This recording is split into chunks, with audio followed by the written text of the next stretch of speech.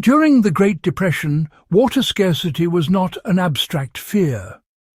In large parts of North America, especially the Dust Bowl regions, families faced prolonged drought, failing wells, and contaminated surface water. Unlike modern emergencies, there was no bottled water supply chain, no purification tablets, and little government relief in the early years.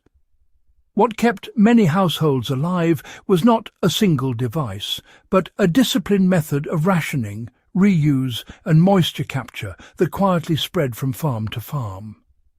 This water ration trick was practical, repeatable, and rooted in understanding how the human body and the household actually consume water.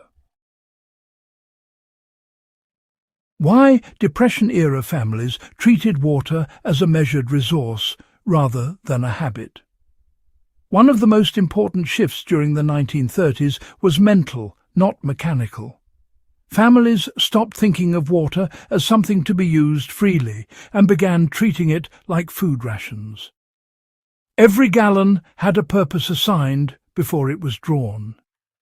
Drinking, cooking, washing, cleaning and livestock were planned in a strict order of priority.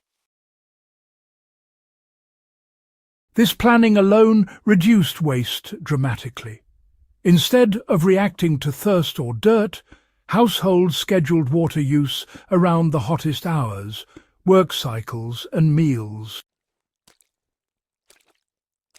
How the core ration method worked in daily life. The lesser-known trick was the use of a fixed daily household draw combined with staged reuse. A set amount of water was pulled from a well, cistern, or hauled source each morning. That water was divided immediately into containers labelled by function, often marked physically to prevent overuse. Drinking water was never touched for any other task.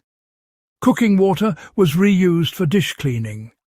Dishwater was reused for wiping surfaces or flushing primitive toilets. Wash water for hands and faces was saved for floor cleaning or dust suppression around the home. This created a controlled downward flow of water quality, ensuring that no clean water was ever wasted on a task that could tolerate dirtier water. Why this method succeeded where simple rationing failed. Simple rationing often leads to hidden waste. The Depression-era approach worked because it acknowledged human behaviour. By assigning water a visible path, people became conscious of every pour. Children learned early which container was off-limits. Adults adjusted habits, washing less frequently but more efficiently.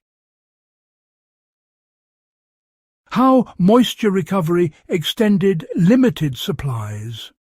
Another critical part of the trick involved capturing water that would normally be lost.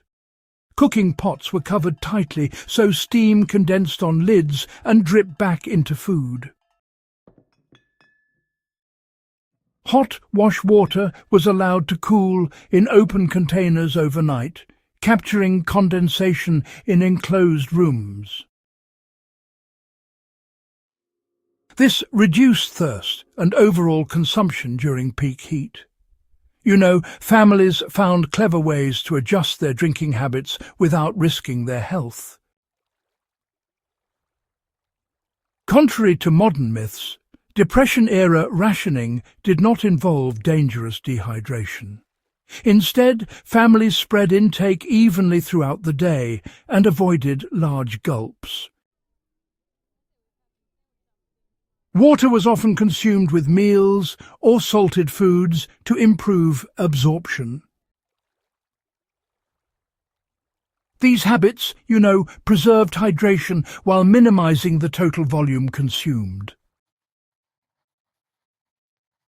Now, let's talk about how this knowledge can be applied today in practical terms.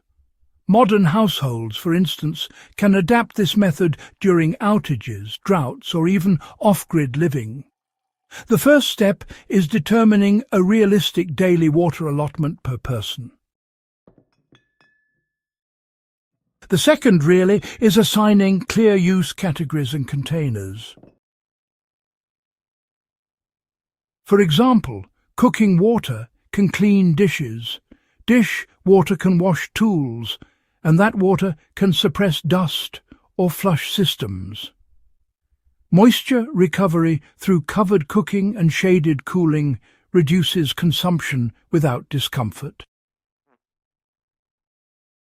Why this Depression-era trick matters for survivalists and historians. This method shows that survival is often about management rather than invention. No special tools were required. What mattered was discipline, planning, and respect for limits. You know, understanding this approach really helps explain how millions manage to endure years of scarcity without, well, complete collapse. So, why does this lesson still matter, even in an age of, well, abundance? Water systems can and do fail.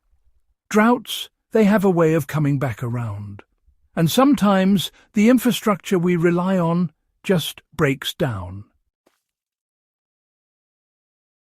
The old Depression-era water ration trick, you see, it still works because, frankly, human needs haven't changed.